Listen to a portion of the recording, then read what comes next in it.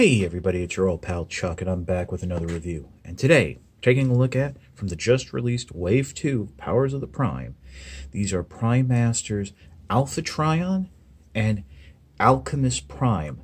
They are using the Pretender shells of Landmine and Marauder, respectively. Those were classic Pretenders back in the day. I didn't have either one of them. Surprisingly, but if I remember correctly, Landmine was fairly popular in the Master Force cartoon, and I think a little bit in the American comics. I could be wrong, don't hold me to it. Now, we're going to start off looking at Landmine, and we're going to start off looking at Landmine by bringing in Metalhawk, because Landmine is a retool of Metalhawk. Basically, what they did is they changed out the front plate here that swivels down, which we'll see in a minute, and it's a whole new piece. So the arms are the same. If you come around here, the gun barrels are the same.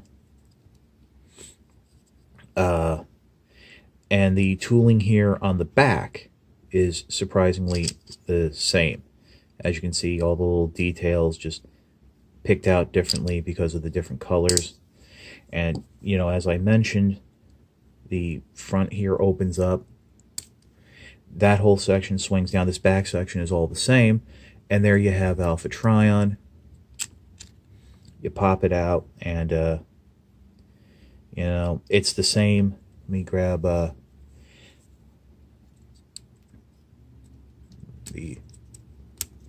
one from Metalhawk. If I get these out, they do fit in rather snugly, as I'm sure you know by now, but same base robot mode. And then if you fold them up, they have their different little signs. Alpha Trion's is infinite knowledge, so, you know, then of course there is a weapon mode. Like, as I mentioned, you flip the barrel down, and then you can just go ahead and plug Alpha Trion in the back here. There we go. And you get like a blaster that I guess will shoot you with knowledge of your impending doom. I don't know. I do find it a little interesting that if you take a quick look here at Metalhawks, it is obvious that this was molded, the barrel here was molded in blue plastic and then painted silver, whereas with Landmine, the barrel was just done in the flat gray.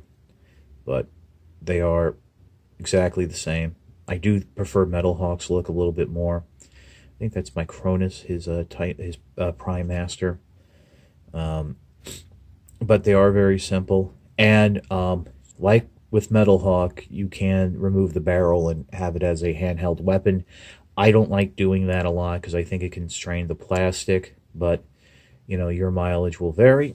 So that's it for Landmine. Let's take a look at Marauder. Okay, so here's Marauder. Its Prime Master is Alchemist Prime, mystical scientist. And what's very interesting is this is an entirely new mold. I thought this would be a retool of Skullgrin here, but, oops, don't have to figure.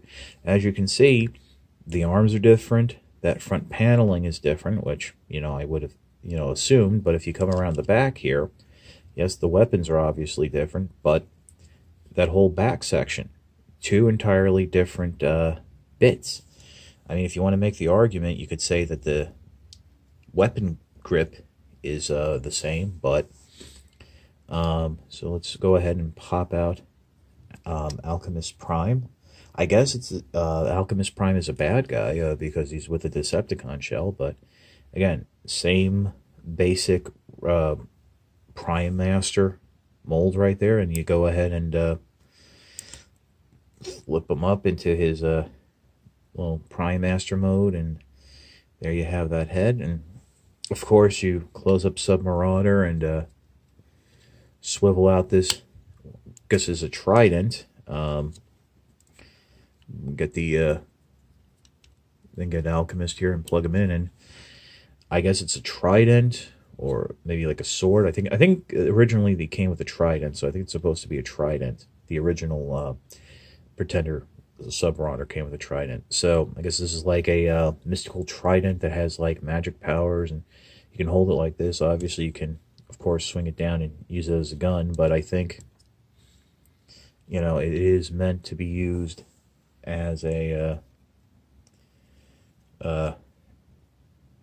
you know, attacking, striking weapon such as that. But, yep, that's about it for Sub-Marauder and Alchemist Prime. So I'll just pause and give you my final thoughts. Okay, so I was very lucky to be able to get these from a friend of mine off of Facebook. I guess he was able to get a case in or whatever. These are starting to hit now. Some people are starting to find them, along with the Voyagers, the Leaders, and the Legends. No sign of the Deluxes. I don't know if I can really recommend these. If I'm totally honest, I was kind of bored with the Prime Master gimmick after Wave 1. The shells all do the same thing. They all transform into weapons the same way. The Prime Masters all look the same except for the color and that little marking on the back. I mean, I'm not really going to use it in like the limb modules on the feet or the chest of the Voyagers, or the chest plates on the Deluxes. They don't do anything. They don't unlock anything.